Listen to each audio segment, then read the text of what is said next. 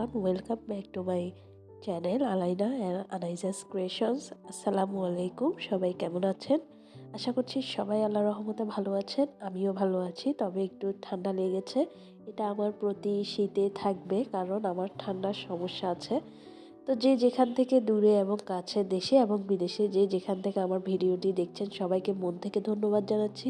এবং যারা আমাকে সাপোর্ট করছেন, সুন্দর সুন্দর কমেন্টস করছেন, তাদেরকেও আমি ধন্যবাদ জানাচ্ছি এবং নতুন বছরের শুভেচ্ছা জানাচ্ছি আরও একবার। সকালে আমি পাউরুটি ডিম দিয়ে টোস্ট করে নিয়েছি বড় মেয়ের জন্য, এবং ছোট মেয়ের জন্য টোস্ট করে সেটাকে আবার দুধে একটু ভিজিয়ে নিয়েছি যাতে তার খেতে সমস্যা না হয়। সাথে আমি নিজেও নাস্তা করে নিচ্ছিলাম। আজকে যেহেতু শুক্রবার, একটু তাড়াতাড়ি কিন্তু আজান হয়ে যায়, আর আপনাদের ভাইয়া তো তার বিজনেসের কাজে চলেই গিয়েছে।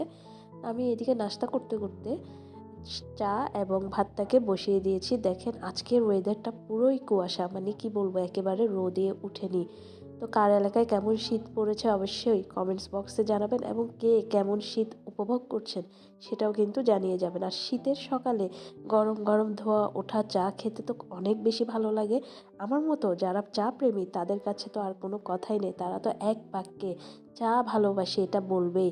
তো আমি চা খেতে খেতে এখন সবজির যে কাটাকুটি সেটাও রেডি করবো। আর গতকাল রাতে আপনাদের ভাইয়া বড় চিংড়ি মাছ নিয়ে এসেছে, তো আমি আপনাদের ভাইয়া এবং আমার বড় মেয়ের জন্য, ছোট মেয়ের জন্য রান্না করব চিংড়ি মাছ। আর আমার শ্বশুর শাশুড়ি তো পাঙ্গাস খাবে, তাই তাদের জন্য পাঙ্গাস মাছটাকে রান্না করব। আর এখন আমি চা খেতে খেতে সবজিটাকে কেটে নিব। আর শীতের সকালে আসলে যখন এত বেশি শীত পড়ে, কোনোভাবে রোদ উঠে না, তখন মন চায় কাঁথা মুড়ি দিয়ে বা কম্বল মুড়ি দিয়ে আমরা ঘুমিয়ে পড়ি। কিন্তু মেয়েদের জীবনটা এমনই, তারা চাইলেও কোনো কিছুই সম্ভব না, কারণ বাচ্চা কাচ্চা সংসার এগুলো ফেলে তো আর কম্বল নিয়ে যদি ঘুমিয়ে থাকে তাহলে তারা কি খাবে, সেটাও তো একটা চিন্তার বিষয়, তাই না? তাই আমাদের হাজার যতই কিনা ক্লান্ত লাগুক বা শুয়ে থাকার ইচ্ছা থাকুক, দিন শেষে আমাদেরকে কিন্তু উঠতেই হয় সংসারের কাজকর্মগুলোকে গুছিয়ে রাখার জন্য এবং শেষ করার জন্য। তো বাচ্চারা যেহেতু ভাত খাবে, তারপরে আপনার ভাইয়ারা আছে, ফ্যামিলির অন্যান্য সদস্য, তো তাদের জন্য তো অবশ্যই রান্নাবান্না করতেই হবে। আর একটা সময় ছিল যখন অনেক বেশি ঠান্ডা লাগতো, মানে আমি যখন আমরা মেয়েরা বাবার বাড়ি ছিলাম তখনকার কথা বলছি। প্রতিটা মেয়ে আরামে ঘুমাতো, আর মা রেডি করে সব কিছু খাবার টেবিলে নিয়ে আসতো। গরম ধোয়া ওঠা ভাত খেতাম, চা খেতাম, নাস্তা করতাম। এতটুকুই ছিল আমাদের বিয়ের আগ পর্যন্ত কাজ। এখন সংসার হয়েছে, বাচ্চা কাচ্চা আছে, এগুলো তো আমাদের প্রতিনিয়ত রুটিন। 2024 সাল শেষ হয়েছে, 25 সাল এসেছে। তার মানে এই না যে আমাদের কাজকর্মগুলো 24 সালে চলে গেছে আর আমরা 25 সালে কোনো কাজ না করে অটোমেটিক্যালি সব কিছু অর্ডার করব, সব কিছু খেয়ে নিব। ব্যাপারটা কিন্তু তেমন না।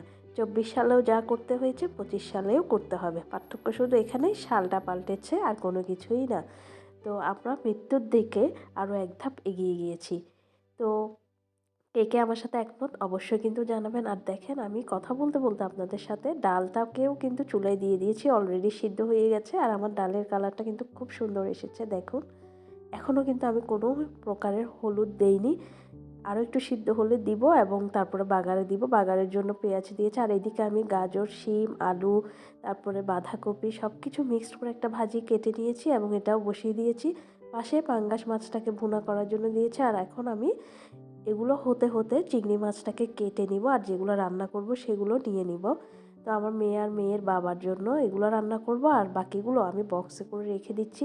আমার দুই মেয়েকে অল্প অল্প করে রান্না করে দিব, যেহেতু তারা মাছ খেতে চায় না। এদিকে পাঙ্গাস মাছ ভুনাটাও হয়েছে, সাথে আমি চিংড়ি মাছ ভুনাটাকেও বসিয়ে দিয়েছি, রান্নাঘরও ক্লিন করে নিয়েছি। আজকের ভিডিও ভালো লাগলে অবশ্যই কিন্তু লাইক, কমেন্ট, সাবস্ক্রাইব করে পাশে থাকবেন। আমি আজকের মতো বিদায় নিচ্ছি। সবাই ভালো থাকবেন। আল্লাহ হাফিজ।